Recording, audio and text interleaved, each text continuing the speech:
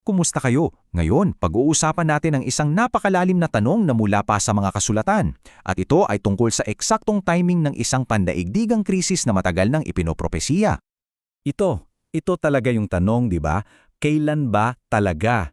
Kasi alam nyo, ang sagot dito ay may malaking epekto sa kung paano natin dapat tingnan at intindihin ang mga huling araw. Sige, simulan na natin. Ito yung magiging roadmap natin para sa talakayang ito.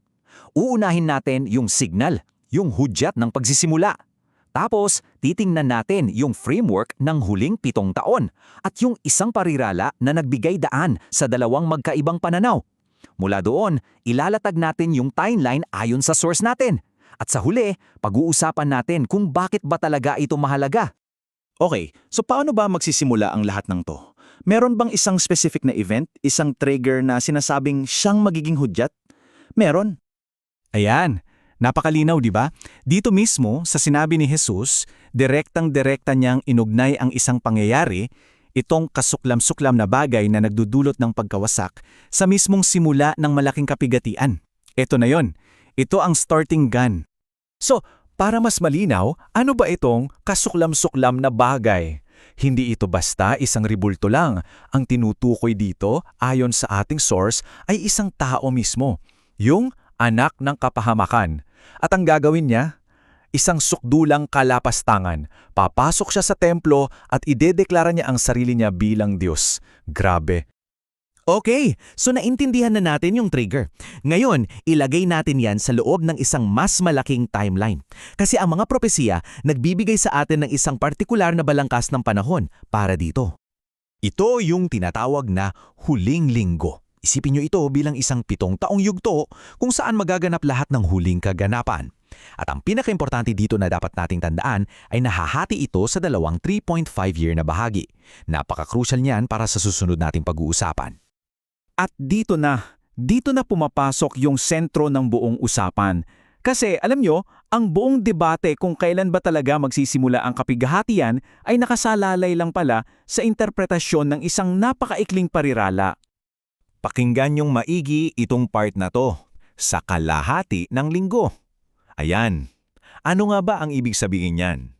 Dahil sa pagsasalin at interpretasyon ng salitang yan, nagkaroon ng dalawang magkaibang pananaw. Dito natin makikita kung paano ang isang pariralang ay nakalikha ng dalawang magkaibang timeline. Yung isang view, sinasabi na ang mga kaganapan ay mangyayari sa loob ng unang 3.5 taon. Sa kabilang view naman, ito raw ay mangyayari sa eksaktong kalagitnaan sa mismong 3.5-year mark. At heto na yung napakalaking epekto. Kung ang interpretasyon ay sa loob ng unang kalahati, ibig sabihin ang pag-uusig sa mga mananampalataya ay mangyayari sa unang bahagi. Pero kung ito naman ay sa kalagitnaan, ang pag-usig ay mangyayari sa ikalawang bahagi. Dalawang magkaibang karanasan para sa mga banal yan. Okay, so ngayon, tingnan naman natin kung ano ang konklusyon ng may akda ng ating source. Paano niya binuo ang isang detalyadong timeline based sa kanyang interpretasyon dito? So para sa may akda ng pinag-aaralan natin, malinaw ang sagot. Ang pinaniniwalaan niya ay yung view 1. Para sa kanya, lahat ng pagdurusa at pag-uusig sa mga mananampalataya ay mangyayari sa loob ng unang 42 buwan ng huling 7 taon. Doon lang. Napakasimple lang ng logika niya. Ganito yan.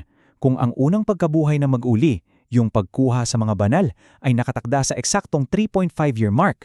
Kung ganon, lahat ng pag-uusig sa kanila ay dapat lang mangyari bago ang moment na yon. Bakit? Kasi pagkatapos na yon, wala na sila sa mundo para usidin. Make sense, di ba?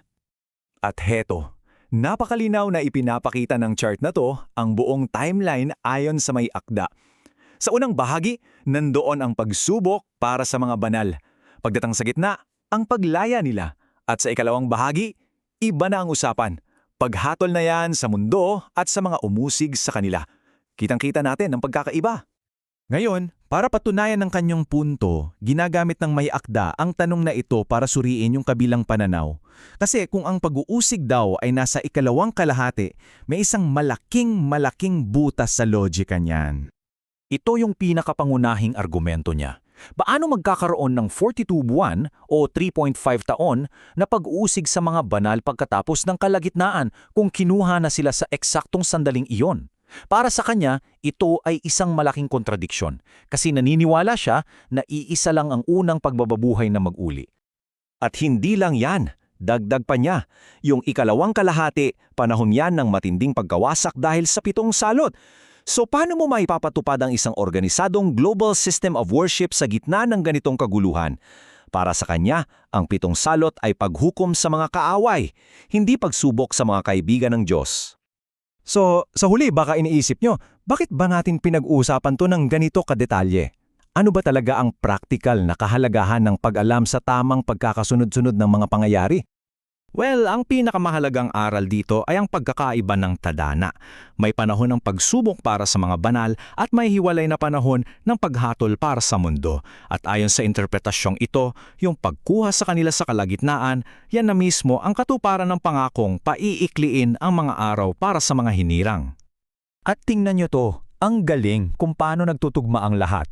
Sinasabi sa aklat ni Daniel sa Kabanata 12 na mapalad ang mga aabot sa ika-1335 araw.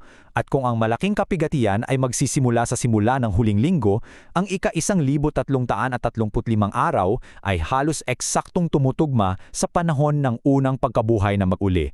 Tunay ngang isang mapalad na kagaanapan. So, bilang pangwakas, iiwan ko sa inyo ang tanong na ito para pag-isipan.